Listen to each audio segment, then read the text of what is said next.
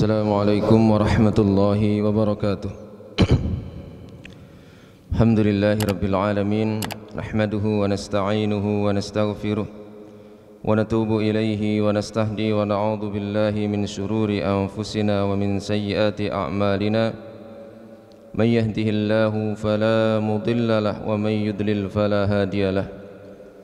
Asyhadu an la ilaha illallah wahdahu la syarika lahu wa asyhadu anna Muhammadan abduhu wa rasuluh.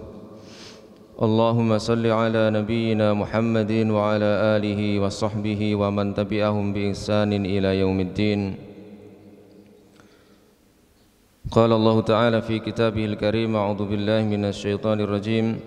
Ya ayyuhalladzina amanu taqullaha haqqa tuqatih wa la tamutunna illa wa antum muslimun. Amma ba'd.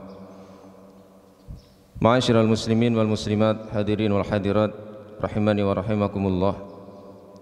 Pagi hari ini kita lanjutkan membaca hadis-hadis yang terkumpul dalam arba'una hadisan, kullu hadisin fi khamsi khisal. 40 hadis di mana dalam setiap hadis tercantum atau tercakup 5 hal. Kita akan baca pagi hari ini hadis yang ke-6 yang diberi judul oleh muallif hafizahullah ta'ala dengan al-iltija'u ilallah wal isti'dad liyaumil ma'ad. Bersandar kepada Allah serta mempersiapkan diri untuk menghadapi hari kembali kita nanti kelak di akhirat.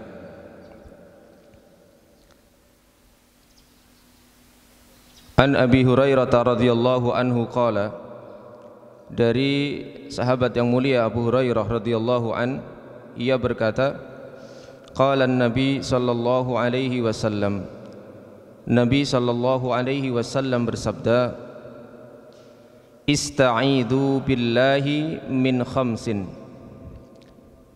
mintalah perlindungan kepada Allah dari 5 perkara. Yang pertama, min adzabi jahannam, dari azab neraka jahannam. Yang kedua, wa adzabil qabri, berlindung kepada Allah dari azab kubur. Yang ketiga, wa fitnatil mahya wal mamat, wa fitnatil mahya, berlindung dari fitnah kehidupan. Kemudian yang keempat, wal mamat, berlindung kepada Allah dari fitnah kematian. Dan yang kelima, wa fitnatil masihid dajjal, dan berlindung dari fitnah al-masih ad-dajjal. Hadis ini diriwayatkan oleh al-Imam al-Bukhari, juga oleh al-Imam an-Nasa'i dalam sunannya. Beliau hafizahullah ta'ala, penulis kitab ini, yang pertama menjelaskan tentang makna bahasa atau kalimat dalam hadis yang kita baca tadi. Yang pertama, beliau menyebutkan makna tentang ista'adha billah. Awal kalimat yang disampaikan oleh Nabi SAW dalam hadis tadi adalah ista'idhu billah.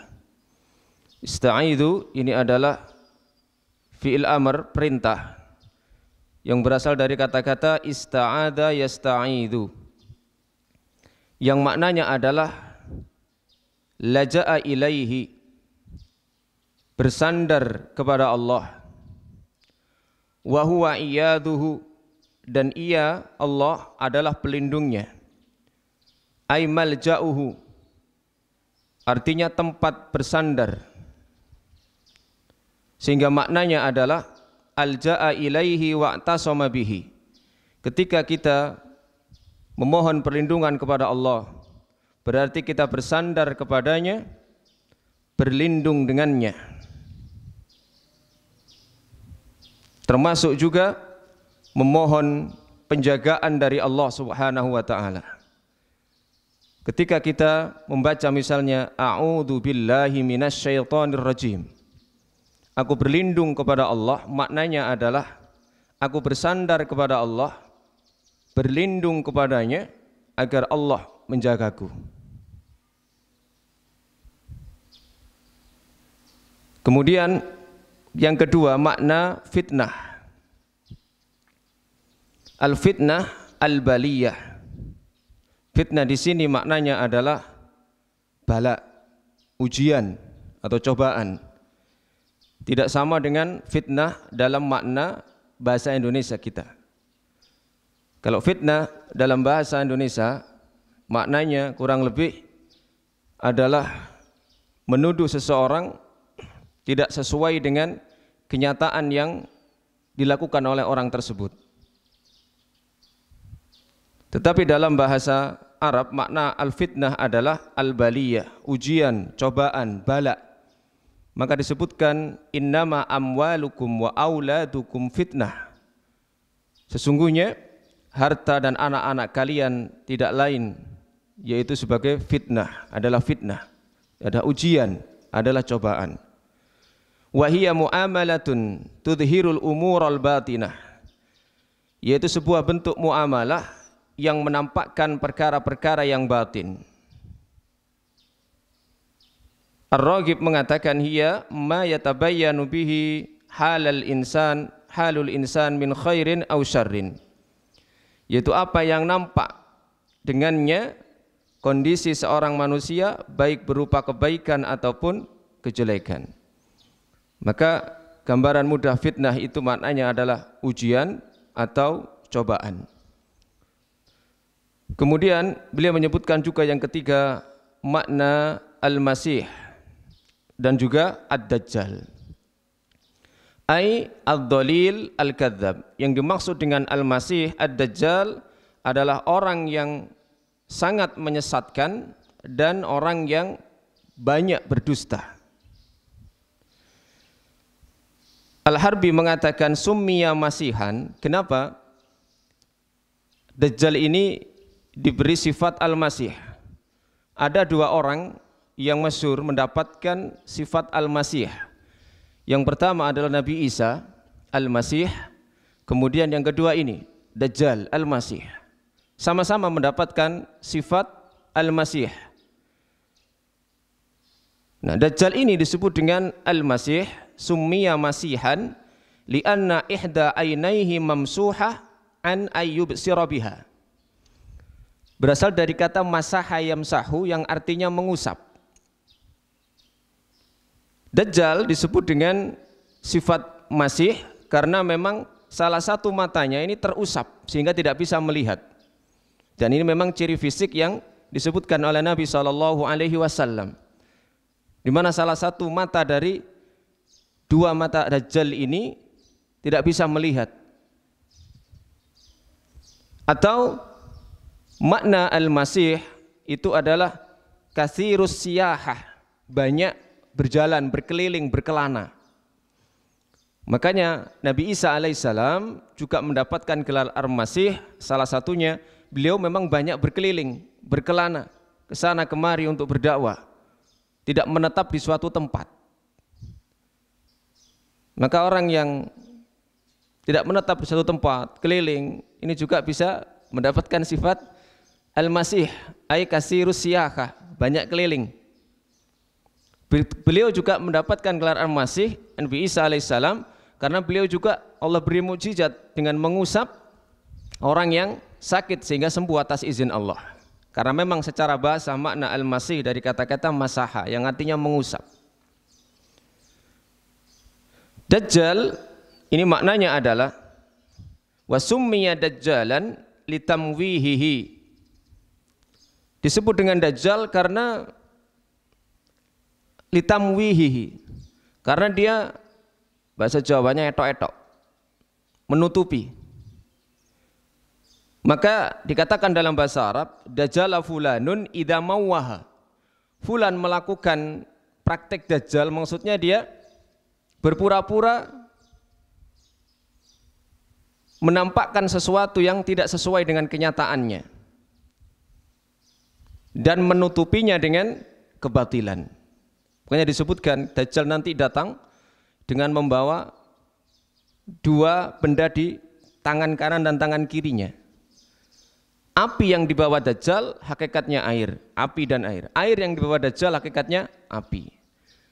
Maka disebut Dajjal, dia menampakkan sesuatu yang tidak sesuai dengan hakikatnya, ditutupinya dengan kebatilan. Rasulullah sallallahu alaihi wasallam dalam hadis yang kita baca tadi memberikan perintah kepada kita agar senantiasa berlindung kepada Allah Subhanahu wa taala dari 5 hal. Yang ini pun selalu insyaallah kita baca doa perlindungan ini sebelum kita salam di setiap salat kita. Allahumma inni a'udzubika min adzabi jahannam wa min adzabil qabri wa min fitnatil mahya wal mamat wa min fitnatil masihid dajjal. Al-abdu faqirun ila rabbih muhtajun ilaihi fi jami'i umurihi. Seorang hamba sangat butuh kepada Rabb-Nya dalam segala perkara-perkaranya. Dunyahu wa akhiratuhu. Baik perkara dunianya dan juga perkara akhiratnya.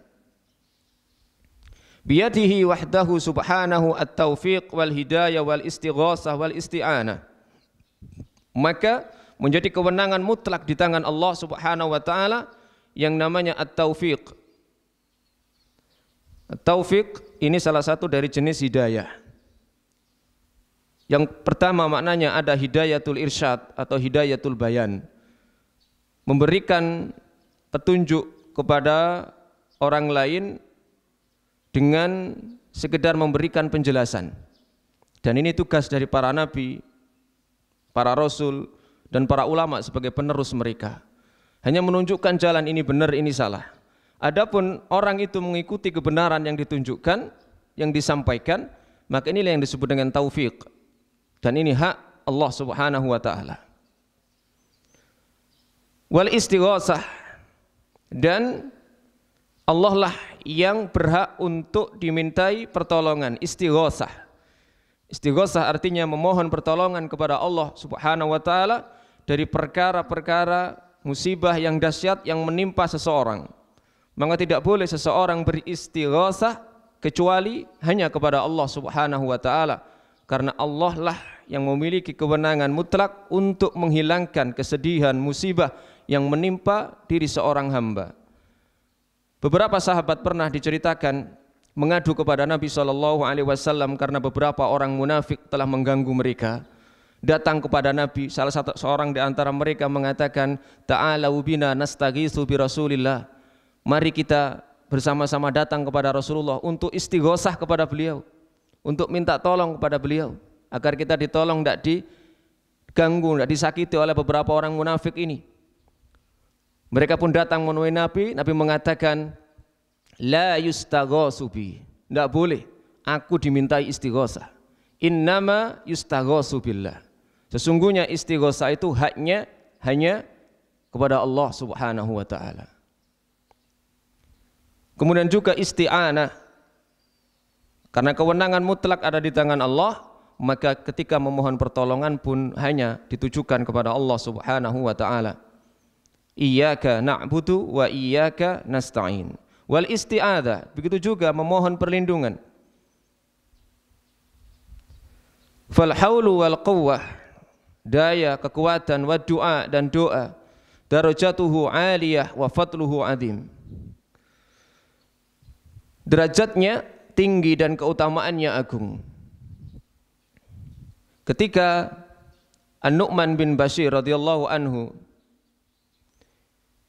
menceritakan dari Nabi SAW tentang firman Allah Subhanahu wa taala, wa qala rabbukum ud'uni astajib lakum. Dan Rabb kalian berfirman, berdoalah kalian kepadaku, niscaya aku akan mengijabahi kalian. Maka Rasulullah SAW bersabda, ad-du'a'u huwal ibadah. Doa adalah ibadah itu sendiri. Maka segala macam permohonan kepada Allah Subhanahu wa taala, memohon taufik, memohon hidayah, pertolongan, istighosah, perlindungan, itu adalah bentuk ibadah dan tidak boleh ibadah diberikan kepada selain Allah Subhanahu wa taala.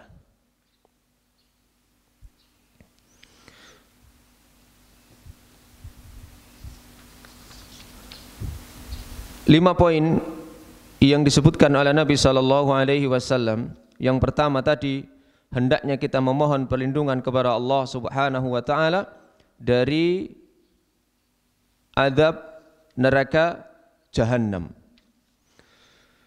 Wa ma'lumun anna daf'a syarri muqaddamun ala jalbil khair.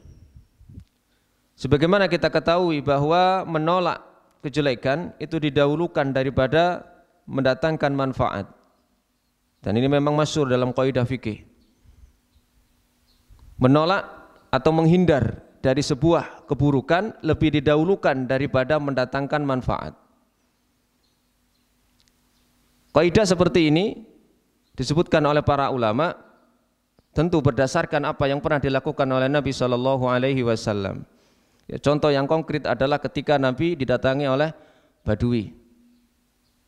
Didatangi oleh seorang Badui.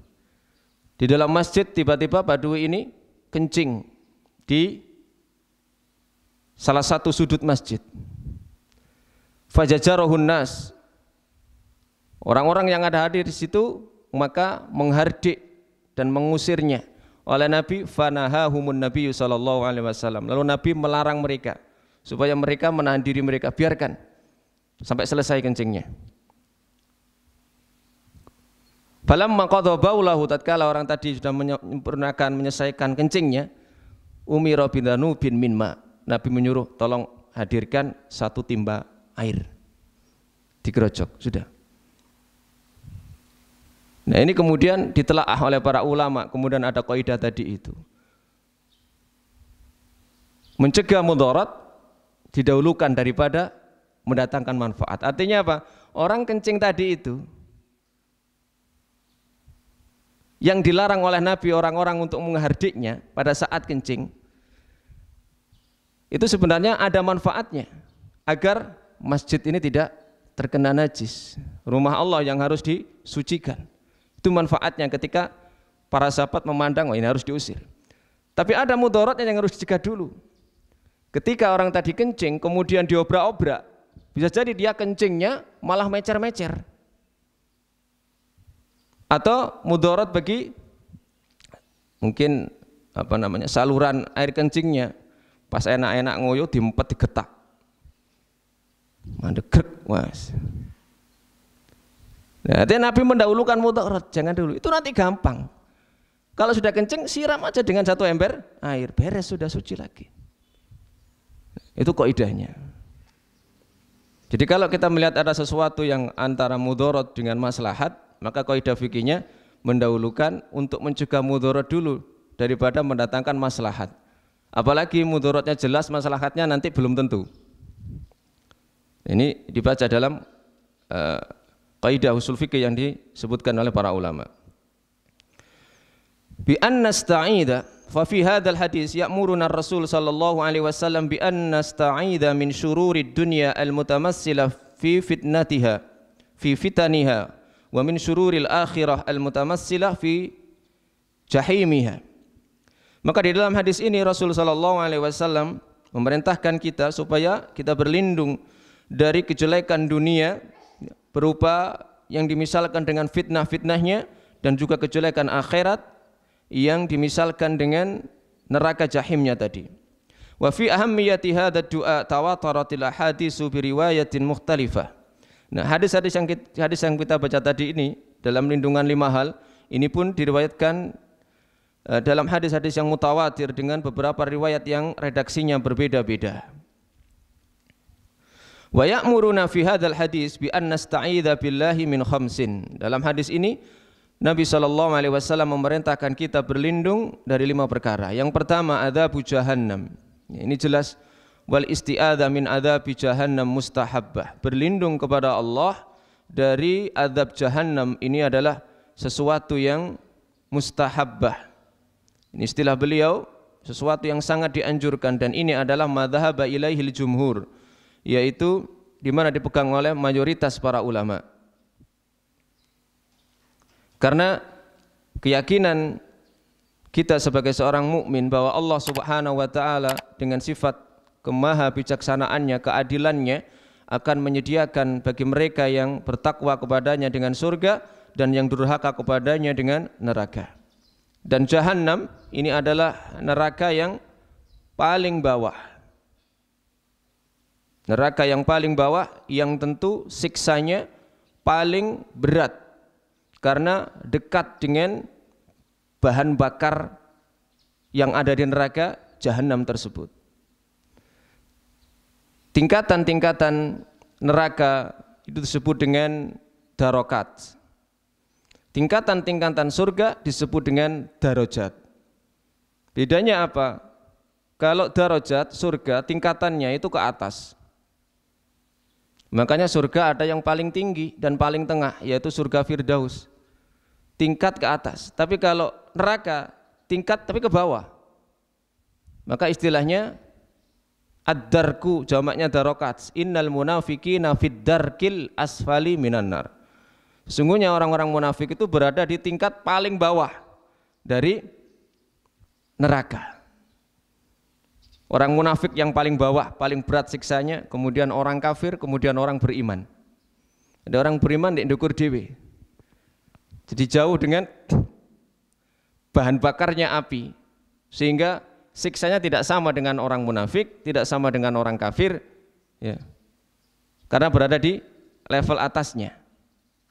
Dan di antara mereka ada yang bagian-bagian tubuh mereka tidak tersentuh api neraka, yaitu anggota-anggota yang pernah disujudkan pada saat sholat di hadapan Allah Subhanahu wa taala. Anggota-anggota sujud tubuh kita ini, seandainya Allah takdirkan seorang hamba itu Allah masukkan ke dalam neraka, tidak akan tersentuh oleh api neraka karena Allah haramkan anggota sujud tersentuh api neraka.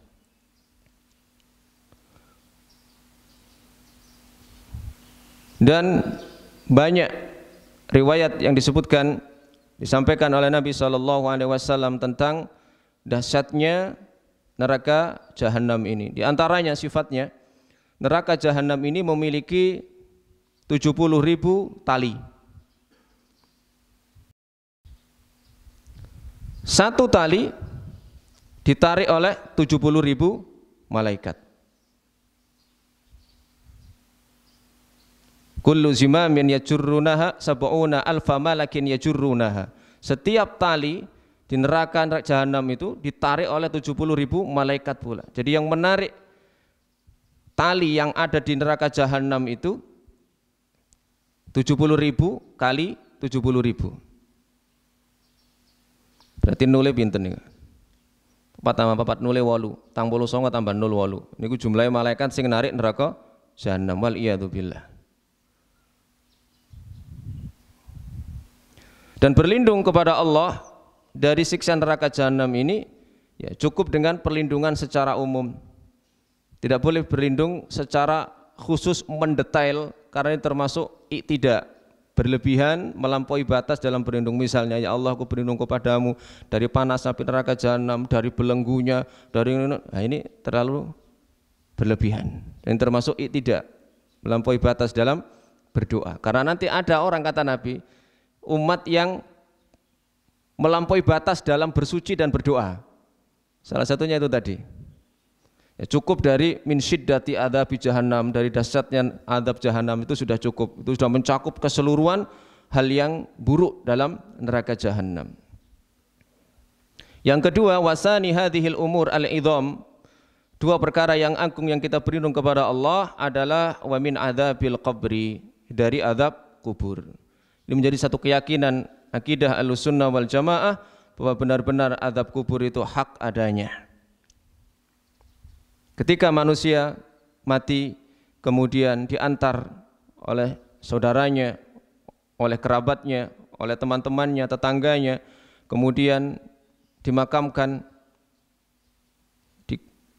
ditimbun dengan tanah, maka setelah itu kemudian datang dua malaikat yang menanyainya. Jika mampu menjawab pertanyaan itu, maka akan mendapatkan nikmat kubur. Allah tampakkan tempat tinggalnya kelak di akhirat, sehingga dia pun saat di alam barzakh itu, di alam kubur itu dia bisa melihat tempat tinggalnya dan bisa mencium wanginya bau surga. Maka dia pun berdoa kepada Allah, Allahumma ajjilis sa'ah, ya Allah segerakan kiamat. Kenapa? Karena kalau segera kiamat, maka dia akan mendapatkan tempat tinggal yang Allah sudah perlihatkan ketika di alam kubur.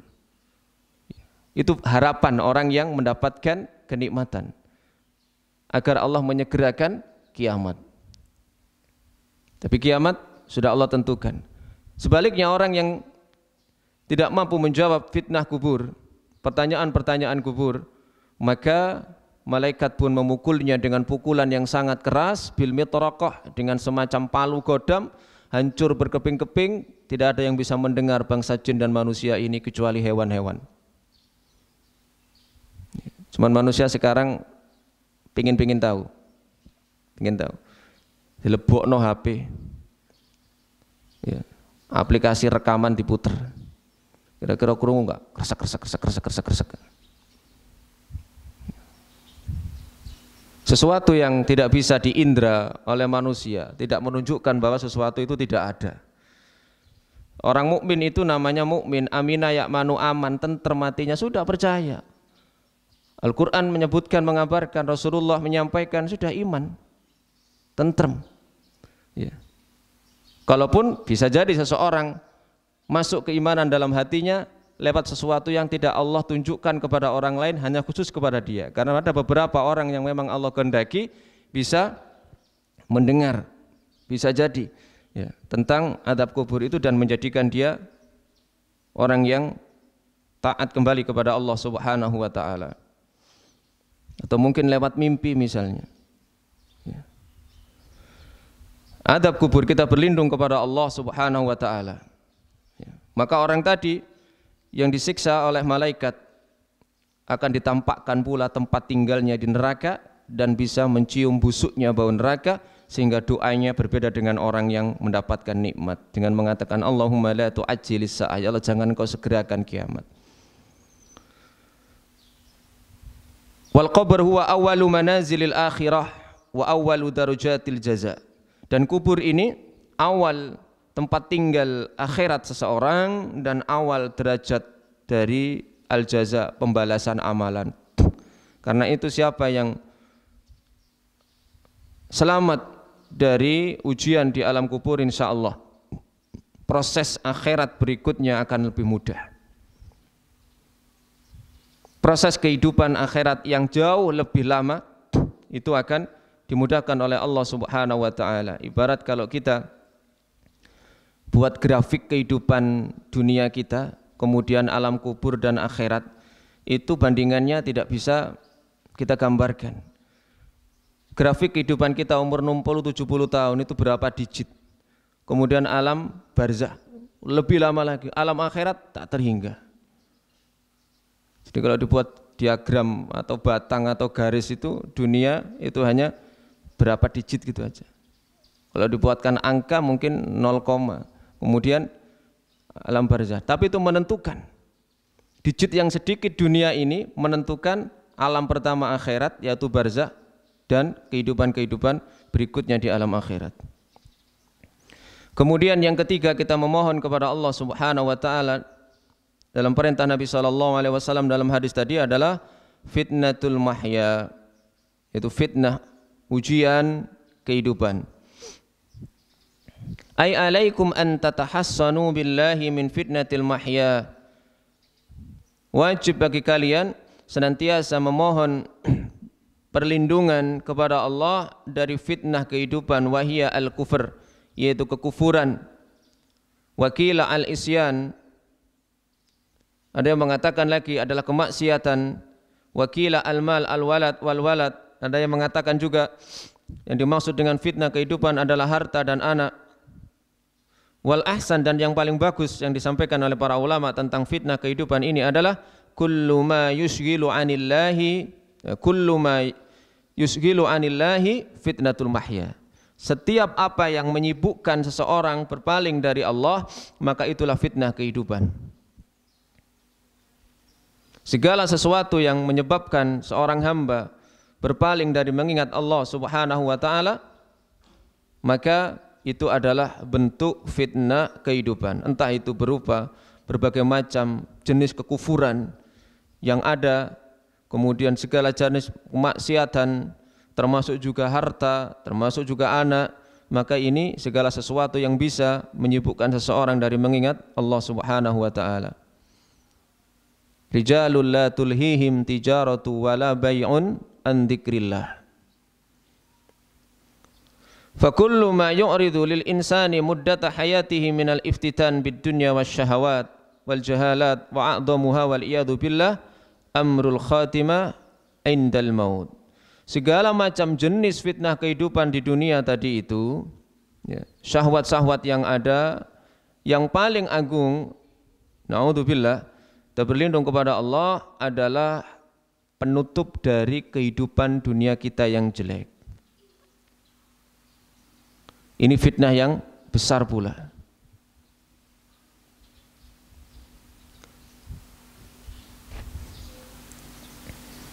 Seseorang yang ditakdirkan Allah Subhanahu wa taala memiliki kesudahan yang jelek, ya, ini orang yang celaka kelak di akhirat.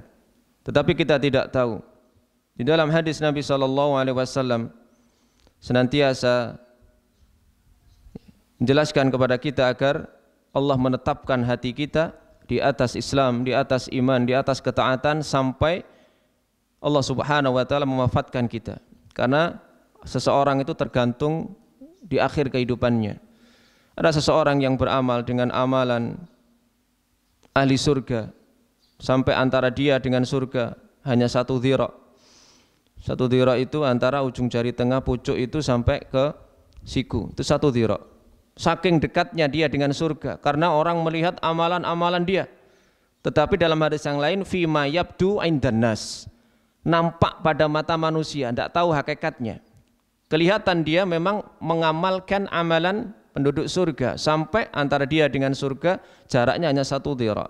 Tapi fasabaqahul kitab, takdir Allah di lauh mahfuz beda juga, beda lagi.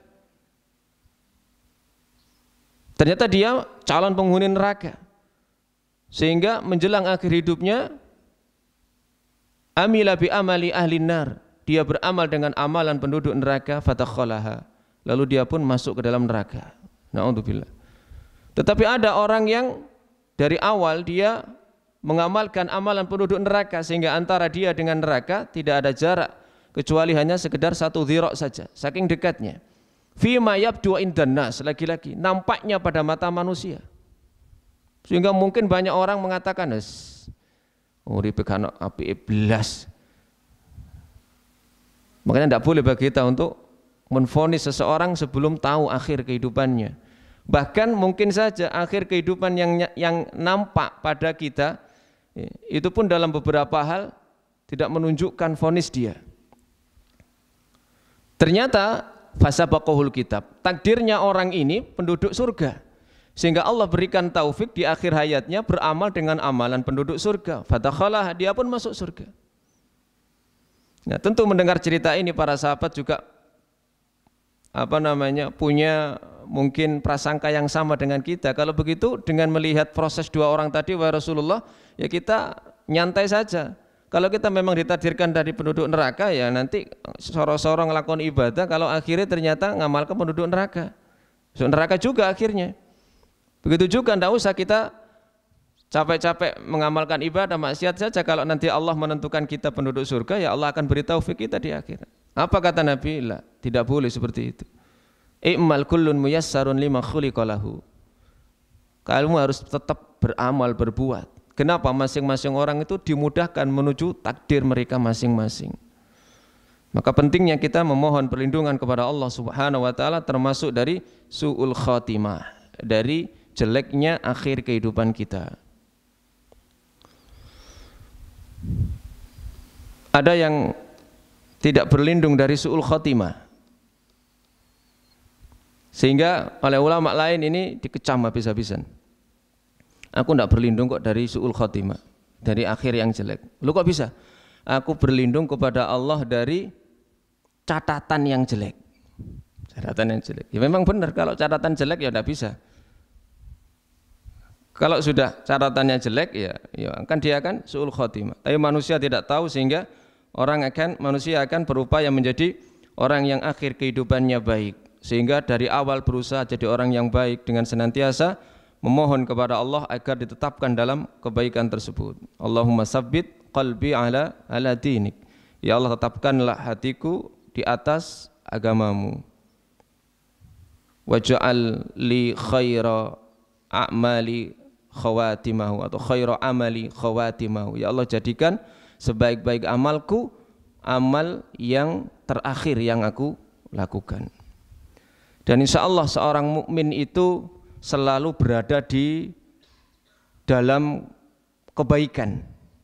Kalaupun tidak berada dalam kebaikan, dia menunggu kebaikan. Orang yang menunggu kebaikan itu dicatat orang yang berada dalam kebaikan. Kita wudhu, kemudian sholat tahiyatul masjid, masuk masjid, sholat tahiyatul masjid. Menunggu iqamah, dikumandangkannya untuk melaksanakan sholat wajib, itu sama dihitung dengan pahala sholat. Karena memang niat kita menunggu waktu sholat. Dan hati seorang mukmin yang baik akan seperti itu. Jenengan kita saat ini sholat subuh sudah selesai, sholat zuhur kita nunggu nggak hati kita? Nunggu. Kita nunggu hadirnya waktu zuhur nanti. Setelah kita selesai sholat zuhur, kita nunggu hadirnya nanti waktu sholat asar. Demikian juga berterus. Maka begitulah Nabi SAW mengatakan hati seorang mukmin itu selalu berada dalam kebaikan dan menunggu kebaikan-kebaikan berikutnya. Dan itu memang nyata seperti itu. Kita selesai sholat, akan nunggu sholat berikutnya, akan nunggu sholat berikutnya, akan nunggu sholat berikutnya. Demikian. Dan insya Allah seperti itu akan dicatat pahalanya sama. Kemudian wamin fitnatil mamati, kematian juga. Beberapa para ulama, Ibnu Battal misalnya menyampaikan hadhihi kalimatun jami'ah lima'anin katsirah fayambaghi lil mar'i an yarghaba ila rabbih fi raf'i ma nazala wa dafa'a ma lam yanzil wa yastash'ur al-iftiqar ila rabbih fi jami'i umurihi. Digabungkannya sebenarnya dua fitnah ini, yaitu kehidupan dan kematian, ini adalah sebuah kata yang mencakup makna yang banyak. Jadi sebenarnya dua paket antara kehidupan dan kematian ini. Fitnatil mahya wal mamat. Nah, fitnah kematian disebutkan di sini adalah as-su'al fil qabri, yaitu pertanyaan dalam kubur. Sebagaimana disebutkan oleh Al-Imam An-Nawawi dalam syarah Sahih Muslim, juga dalam syarah Sunan Abi Dawud dalam kitab Aunul Ma'bud, bahwa fitnah kematian adalah saat seseorang mendapatkan pertanyaan di alam kubur. Dan yang terakhir adalah fitnah al-Masih ad-Dajjal, yaitu fitnah al-Masih ad-Dajjal. Ya.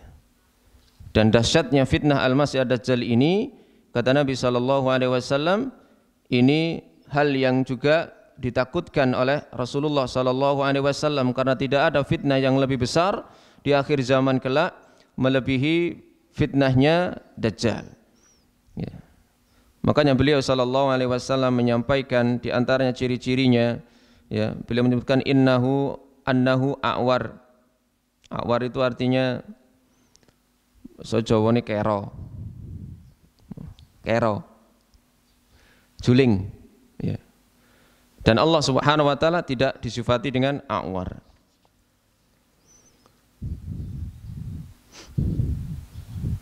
Di dalam hadis riwayat Ibnu Umar, bersumber dari sahabat Ibnu Umar, Nabi SAW qama fin nasi fa asna 'ala Allah, pernah berdiri di tengah-tengah manusia memuji Allah bima huwa ahlahu, yang memang layak untuk Allah. Summa dzakara dajjal, kemudian beliau menyebutkan Dajjal dan mengatakan inni undhirukumuhu, sesungguhnya aku memperingatkan kalian tentangnya. Wa ma min nabiyyin illa qad andharahu qaumahu, tidak ada seorang nabi pun kecuali telah memperingatkan umatnya dari Dajjal ini.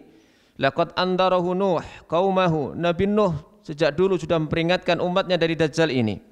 Walakin sa'aqulu lakum fihi qawlan lam yaqulhu nabiyyun liqaumihi, Tetapi aku akan katakan kepada kalian dengan satu ucapan perkataan yang belum diucapkan, dikatakan oleh Nabi sebelumku tentang Dajjal ini. Apa? Annahu a'war wa annallaha laisa bi'a'war. Salah satu sifat fisiknya, matanya adalah juling dan Allah tidak juling.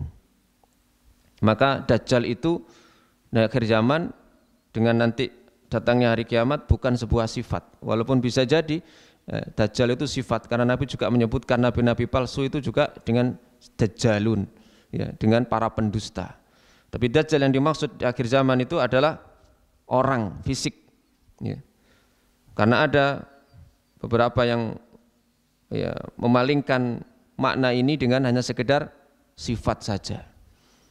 Dan nanti akan dibunuh oleh Nabi Isa. Qatalal masihu al-masiha. Al-Masih akan membunuh Al-Masih.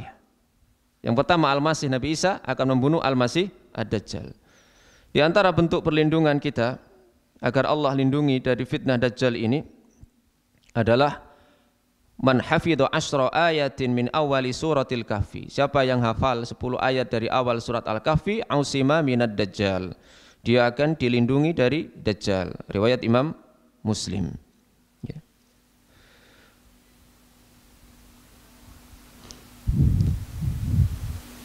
Dan 2 kota yang tidak dimasuki oleh Dajjal nanti ketika dia berkeliling ke seluruh penjuru bumi, ya, selama 40 hari.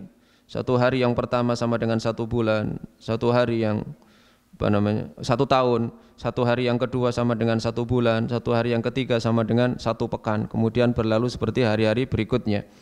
2 kota yang tidak dimasuki oleh Dajjal, Makkah dan Madinah. Fayukhrijullahu kulla kafirin wa munafik. Dan nanti setiap orang kafir dan munafik akan Allah keluarkan dari 2 kota tersebut, Mekah dan Madinah. Maka di ujung penjelasan beliau muallif hafizahullah taala ini menyampaikan tentang pelajaran dari hadis yang kita baca tadi. Yang pertama, irsyadun Nabi sallallahu alaihi wasallam ummatahu ila asbabi ma ya'simuha minal ahwa al-mudillah wal fitan al-muhlikah wal muz'ijat al-hadirah wal mustaqbalah. Nabi mengarahkan umatnya untuk melakukan sebab-sebab yang bisa menjaga dari hawa nafsu yang menyesatkan, fitnah yang menghancurkan, ya, dan perkara-perkara yang membinasakan, baik yang saat ini sedang terjadi ataupun di masa yang akan datang.